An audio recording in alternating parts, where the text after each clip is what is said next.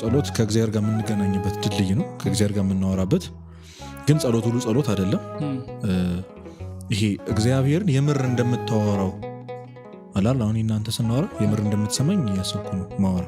ጸሎት ማለት የማይዳበሰውን የማታየውን የማትጨብጠውን እግዚአብሔርን አጠገብህ እንደሆነ እንደሚሰማ አምነህ የምታወራበት መንገድ ነው። ከእግዚአብሔር ጋር የምትገናኝበት መንገድ ነው። ቅዱስ ዮሐንስ አፈወርቅ ጸሎት እንዴት ያለች መብት ናት ይላል። በጣም በመገረም ነው ይሄን የሚለው። እንዴት ያለች መብት ናት ይላል። ጭራሽ ዓመት ለፍተህ ላታገኛቸው ትችላለህ እነሱ ፈቃደኛ ከሆኑ ራሱ ተብሎና ጸሎት እንዴት ያለች መብት ናት የሚለውን የፍጥረታት ሁሉ ንጉሥ የሆነውን እግዚአብሔር አሁን እናንተ በመነጋገርበት ሰዓት እኔ ላውራው ብል ማውራት እችላለሁ ማለት ነው። ስለዚህ እንዴት ያለች መብት ናት እግዚአብሔር ለሰው ልጅ በፈለገው ሰዓት ንጉሥ የሆነውን እግዚአብሔር በፈለገው ሰዓት ነው የሚል ተኝቶም ይሄድም ይሆናል በፈለገው ሰዓት ማነጋገር ሲፈልግ ማነጋገር ትንቢተ ኢሳይያስ ምዕራፍ 66 ቁጥር 2 ላይ መንፈሱም ወደ ተሰበረ ወደዛ ወደ ትሁቱ ይልና በቃሉም ወደሚንቀጠቀጥ ሰው እመለከታለሁ ይላል እግዚአብሔር። ስለዚህ የሚመለከተው ጸሎቱን የሚሰማው ሰው ትሁት ሆኖ የሚጸልዩ ጸሎት መንፈሱ ወደ ተሰበረ እና በንጽህና የሚጸልይ ሰው ሳይታበ የሚጸልይ ሰው መንፈሱ የተሰበረ ስብር ብሎ ኃጢአተኝነቱን አምኖ የሚጸልይ ሰው ነው የመጀመሪያው ንጹህና እውነተኛ ጸሎት የሚባለው ማለት ነው። ሁለተኛው እንደ ፈሪሳዩ ራሱን ያለማካበት ይሄ እያካበተ የሚጸልየው ጸሎት አይደል ትክክለኛ ጸሎት። እንደሱ መሆን የለበትም ነው ጌታችን መድኃኒታችን ክርስቶስ በሉቃስ ወንጌል ላይ ምሳሌ አድርጎ የሰጠው አንድ ፈሪሳይና አንድ ቀራጭ ነበሩ ይላል። ቀራጩ መጸውታለሁ ምናምን ይልና ያንን ኃጢአተኛ አይቶ እንደዛ ኃጢአተኛ ስላላረከኝ ያመሰግናለሁ ይላል። ቀራጩ ደግሞ የኃጢአተኝነት ስሜት ተሰምቶት ቅድም እንዳልኩ በተሰበረ ልብ ሆኖ ትሁት ሆኖ ቀና ብዬ እንኳን ሰማይን ንጹህ የሆነውን ሰማይን ላይ አይገባኝም እኔ ኃጢአተኛ ነኝ እያለ ያለቀሰ ጸለየ። ኃጥኡ ጻድቅ ሆኖ ወጣ፣ ፈሪሳዩ ግን ከነ ኃጢአቱ ተመለሰ ይላል ወንጌላችን ማለት። ስለዚህ በተሰበረ ልብ ቅድም እንዳልኩ ልክ እንደ ፈሪሳዊ መታበይ የሌለበት መሆን አለበት። እግዚአብሔር እኮ እንዲያረጋሉ የምትልበት ጸሎት አይደለም ጸሎት። አንዳንድ ሰው ቀድሞ ከማመስገን ከልመና ዘሎ እግዚአብሔር ያው እንደምታየኝ ምናምን የሚል በጣም ብዙ ነው እና መታበይ የሌለበት ኃጢአተኝነትን የምታምንበት ስብር የምታለቅስበት ጸሎት ነው። ትክክለኛና በመከራ የተፈተነ ጸሎት ነው። ሁለተኛ ጸሎት በመከራ የተፈተነ ጸሎት ነው። ያ ማለት ብዙ ያልተመለሰለት ጸሎት የለም። አንዳንድ ሰው እኮ ጸሎት ያልተመለሰም ብሎ ከእግዚአብሔር የራቀ ብዙ አለ። እግዚአብሔርን ያማረረ በጣም ብዙ ሰው አለ። እና ይሄ በፍቅር የሚጸልይና በመከራ የተፈተነ ጸሎት አንዳንድ የምትችላቸው ሰዎች የሉ በጣም ስለምትወዳቸው የምትችላቸው ምንም ቢያደርጉ ባይሰሙ ባያናግሩ የምትችላቸው ሰዎች አሉ። ያለን ብዙ የጠየቅናቸው ነገሮች አሉ ግን የማይጠቅሙ ነበሩ። ምድጃ ሄደን እሳት ለመንካት ፈልገናል ግን ከልክለውናል። እና ሺህ ጊዜ ፍርፍር ብልታለቅስም አያስነኩ። ስለት ብትፈልግ አይሰጠም። ታፍላቭ የሚባል ነገር አለ። በቃ የአባትና የእናት ፍቅር የምትፈልገውን የሚያስፈልግህን ነገር ነው የሚሰጡ እና በመከራ የተፈተነ በመከራ ውስጥ ሆነ የምትጸልየው አለ አይደል? ይሄ በትዕግስት በጽናት ሆነ እየጠበቅከው ሳይደረግልህ የምትፈልገው ነገር ሳይደረግልህ እግዚአብሔር የሚያስፈልገኝን ግን ያውቃል አንተ የምታስፈልገኝ ስጠኝ የምፈልገውን ሳይሆን እያልክ በመከራ የሚፈተን ከዛ በፍቅር ደግሞ እግዚአብሔርን ወደኸው አፍቅረው የምታደርገው ጸሎት ነው እውነተኛና ንጹህ ጸሎት የሚባለው ማለት ነው ይላል። እና ለክርስቶስ አይደለም ለስሙ እንኳን ይሰገዳል። ዛሬ ኢየሱስ ጌታ ነው የተባለ ሽንት ቤት ላይ ራሱ ይጻፋል፣ ታክሲ ላይ ታያለህ አይደል? የኛ ቤተክርስቲያን ግን ታቦት ቀርጻ ስሙን ጽፋ ታሳግዳለች። ለስም ይሰግዳልና በፍርሃት እግዚአብሔርን ስም ስትጠራ በፍርሃት የምትቆምበት ገናንነቱን ኃያልነቱን እያሰብክ የምትቆምበት ጸሎት ነው ትክክለኛ እውነተኛ ጸሎት የሚባለው ማለት ነው። እና አንድ አባት እንደው እግዚአብሔር ሲባል የሚሰግዱ አባት ነበሩ። ሰው ለቀልድም ለምን የሚባለው እግዚአብሔር ሲል ይሰግዳሉ እና እሳቸው እንዳይሰግዱ ብሎ ሰዎች ያንን ስም ከመጥራት ተቆጠቡ ይላል። ለማምለክ ለመዘመር ካልሆነ በቀር ያንን ስም አይጠሩት። የአምላካችን ስም በከንቱ አይጠሩም። እና ለስሙ ክብር ሲኖርህ ቅድም እንዳልኩ ትክክለኛ ጸሎት እግዚአብሔር በትክክል እያወራህ እንደሆነ ማመን።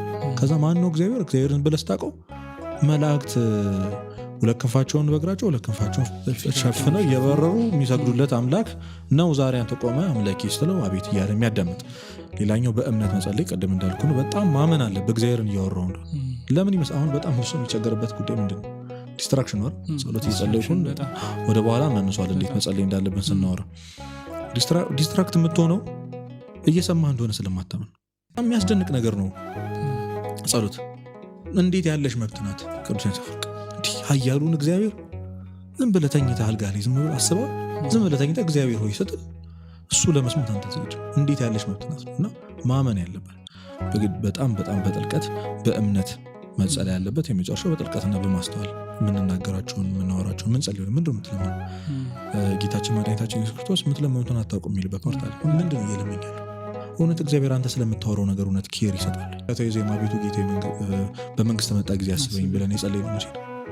እንግዲህ አስበው የገነትን መክፈቻ ቁልፍ የተሰጠው ከሁሉ ቅዱሳን ከብሉይ ኪዳን ከነበሩ ቅዱሳን በፊት የገባው አንድ ወንበዴ ነው። በአንድ አረፍተ ነገር በአንድ ጸሎት በመንግስት በመጣ ጊዜ አስብ ብለን ጸለይ እናውቃለን አይደል? ምናልባት ካመሰገንን በኋላ ልመና ነው። ይሄን አድርግልኝ ይሄን አድርግልኝ ይሄን አድርግልኝ ነው ጉዳዩ። እና እግዚአብሔር ብዙ ከእጁ የሚጠብቁ ብዙ ፍጥረታት አሉ። ብዙ አሉ። የሚለምኑት አላጣም፣ የሚጠይቀው አላጣም። እግዚአብሔር እሱን የሚወደውን ያጣ እና በጥልቀትና በማስተዋል ጥልቅ የሆነ ጸሎት ይሻላል። የ10 ደቂቃ ጸሎት ይሻላል። እግዚአብሔር እንደሚረዳው የሚያስብ ሰው በእምነት የሚጸልይ ሰው በእንባ የሚጸልይ ጸሎት ነውና እንባ የተቀላቀለበት ጥልቅ የሆነ እና በማስተዋል የምንጸልየው ጸሎት ነው።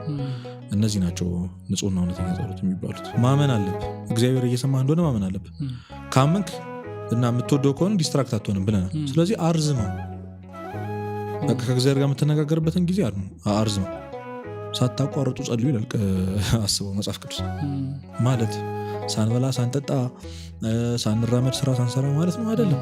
ቤትም ቦታ የሚመለክ አምላክ ነው ያለ። እግዚአብሔርም አውሮ ጌታዬና መድኃኒቴ ኢየሱስ ክርስቶስ ሆይ ብለህ አውሮ ሰማዩን ስታየው አድንቀው፣ ምድሩን ስታየው ፍጥረታቱን ስታየው እንዴት ያለ አምላክ ነው እያልክ አውረው። ተዘክሮተ እግዚአብሔር ነው ጸሎት። በነገራችን ቁጭ ብሎ ስለ እግዚአብሔር ቸርነት መደነቅ ጸሎት እንደሆነ ታውቃለህ። ቁጭ ብለህ አይ እግዚአብሔር እንደው ምሕረቱ ብሎ መደነቅ ጸሎት፣ ትክክለኛ ጸሎት። በቃ ይሄ ተዘክሮተ እግዚአብሔር ነው። ልብህ እግዚአብሔርን እያሰበ ቀደም ጸሎት ከእግዚአብሔር ጋር የምንገናኝበት ድልድይ ነው። እግዚአብሔር መነጋገሪያ መንገዳችን ነው ብለናል። በቃ እግዚአብሔር የምታስበት ነው እና ያችን ደቂቃዋን ሰዓቷን ረዘም ለማድረግ በሄድክበት ሁሉ እግዚአብሔርን ማሰብ ያስፈልጋል፣ መንፈሳዊ ሕይወትን በደንብ ለማሳደግ። ምክንያቱም ይሄ ፍቅረ እግዚአብሔርን ስለሚጨምር ማለት ራሹን ሊሰራ የሚችል ከእግዚአብሔር ጋር መዋል እንዴት ያለ ነገር ነው።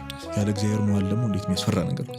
እዚህ ጠዋት ስትነሳ እጅህን ታጠብ፣ ማንንም ሳትቀሰቅስ ነጠላህን አድርግ። አንድ ቀን ያ ሰው ቢያናግርህ እንኳን አትመልስለት ነው።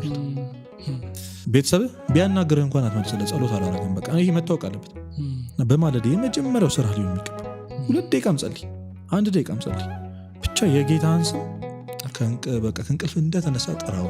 ጸልይ እንኳን ይሄ ምንድነው በወጉ በኮነኔ ነው ምናምን ይባል የለ ምንም አይደለም እኮ አንተ እግዚአብሔር ለማሰብ እንዴት 7 እኮ በጣም ትንሽ እኮ ማሰብ ነው የተባልከው። እግዚአብሔርን ማውራት ነው። ስንት ነገር እናወራለን። ከምትወደው ሰው ጋር ቀን ሙሉ ብታወራ ይሰለቻል። 7 አውራው ከእግዚአብሔር ጋር። አንዳንዴ ጸሎት እንደ ስራ የምናየው ለምን መሰለህ? እግዚአብሔርን ማውራት እንደሆነ ስለማናስብ እና ደግሞ በትንሹ አንጀምርም። ዘሎ የሰው ልጅ ጸሎት ሲጀምር መዝሙረ ዳዊትና ውዳሴ ማርያም ይልና ጠዋት ሲነሳ ቀና መዝሙረ ዳዊት አድርሼ ምናምን ይላል እና እግዚአብሔርን ማነጋገሩ እኮ በቃ ለምን እንደምናከብደው አላውቅም። ጌታዬና መድኃኒቴ ኢየሱስ ክርስቶስ እኔን ኃጢአተኛውን ማረኝ። ስንት ሰከንድ ነው ያቺ? በጣም ፓወርፉል ጸሎት ነው። በነገራችን ላይ እኔ ለተመልካቾቻችን መጋበዙ ይሄን ችግሩ ስትሆን ተስፋ ስታጣ የሆነ ነገር ሲገጥምህ በቃ ይሄን ጸሎት በለው። ቤተክርስቲያናችን እንዳስተማረው ጊዜ ማረን ክርስቶስ 12 ጊዜ ይከብዳል በለው። እሳት እጅህን ወደኋላ አድርገህ ሊሆን ይችላል ተበቃ አድርገህ ጊዜ ማርቶስ በተግዝነ ማርያም ማርቶስ ብለህ 12 መጨረስ እና በዛች ሰከንዱ 7 ያድቀስ እያልክ ማሳደግ ነው በቃ። እና በየሰዓቱ መጸለይ መልመድ አለብን። ይህችን ትንሿን ጸሎት አቤቱ ጌታዬና መድኃኒቴ ኢየሱስ ክርስቶስ እኔን ኃጢአተኛውን ይቅር በለኝ፣ ከቻለን ደግሞ አንድ ሰላም ለኪ ማድረስ በዛ ሰዓት እግዚአብሔርን ማሰብ ማለት ነው። እና በየሰዓቱ መጸለይ መልመድ ያስፈልጋሉ። ሀገር አለች እና አስብ በጸሎት ስለሌላው መጸለይ ባይዞ መንፈሳዊ ሕይወትን ከፍ ነው የሚያደርገው፣ ነፍስህን ከፍ ነው የሚያደርገው። ምክንያቱም ክርስትና ራስን መካድ ከእኔነት ወጥቶ እኛ ውስጥ መግባት። ስለዚህ እንዴት ወንድምህን ትረሳለህ? ጸሎት ማለት እንደውም እጅግ በጣም የሚደንቅ ቃል አለ። ይሄ በባልንጀራው ህመም ላይ ራሱን ተክቶ እያለቀሰ ባልንጀራዬን ማርልኝ እያለ ከሚያለቅስ ሰው የክርስቶስ መዓዛ ይሸተታል። ክርስቶስ መስዋዕት አይደል? አንዱ ስለ ሁሉ ሞት አይደል? እና በዛ በወንድምህ ስቃይ በሚሰቃየው ወንድምህ ቦታ ውስጥ ራስህን ከተህ ጌታዬ ማርልኝ እያልክ መጸለይ አንደኛ አንተንም ነው የሚያስምርህ፣ ሁለት በቃ የክርስቶስ መዓዛ ካንተ ይሸተታል። እግዚአብሔርን መምሰል ነው ስለሌላው መጸለይ መስዋዕትነት ስለሆነ ጊዜን አሳልፎ መስጠት ስለሆነ ማለት በዚህ ማለት እንትንህን ሲጋሩ ደስ ይልህ የለ። አሁን እኛ ድሮ ማትስ ከ12 ዓመት ተማሪ ሁሉ ከሁለት ከመጣ ደስ ይላል። ልክ እኮ አይደለም? በቃ ስሜትን የሚጋራ ስላገኘ ማለት ልክ እንደዛ ያ መነኩሴ የሚጋራው ሰው እንዳገኘው ተሰማውና እኔም እኮ በዚህ ፈተናለሁ አለ። እውነትህን ነው? አዎ። ስለዚህ አብረን ንስሐ እንግባ። በቃ እግዚአብሔርን ይቅርታ እንጠይቃለሁ አብረው መስገድ በቃ አብረው ማለት ያ እኮ ምንም አላረክም ለጓደኛው ሲል አብረው በዓት ዘግተው ማድረግ ጀመሩ እግዚአብሔር ተገልጦ ስለ ጓደኛ ብዬ ነው የሚለው ስለ ባልንጀራ ብዬ ሁለታችሁን መራችኋለሁ